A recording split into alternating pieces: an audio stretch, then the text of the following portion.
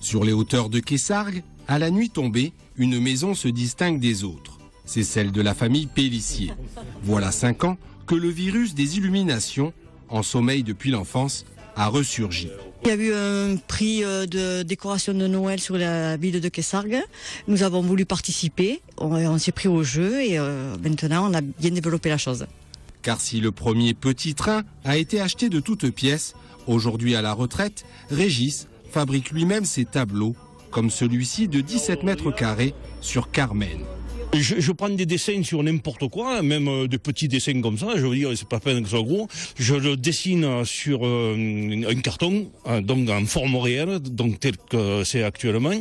Après, je fais toutes mes formes avec mes fils de fer, pas mes fils de fer, mais mes tiges filetées. Une fois que j'ai fait mes formes, je les soude.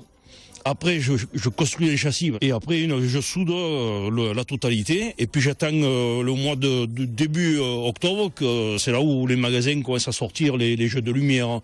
Régis et Gismonde sortent eux le porte-monnaie et déboursent environ 700 € par an. C'est le prix de l'impalpable, celui de la magie de Noël.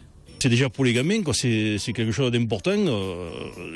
Puisque moi, ça m'a apporté de l'importance à l'époque, quand j'étais gamin. Je suppose que c'est le même engouement pour les gamins actuellement, quoi. Et même pour les parents. Je sais qu'il y a beaucoup de voitures qui passent, qui s'arrêtent. C'est vrai, ça amène un peu de gaieté en cette période un peu difficile. Et je crois que de décorer comme ça incite les gens. Oui.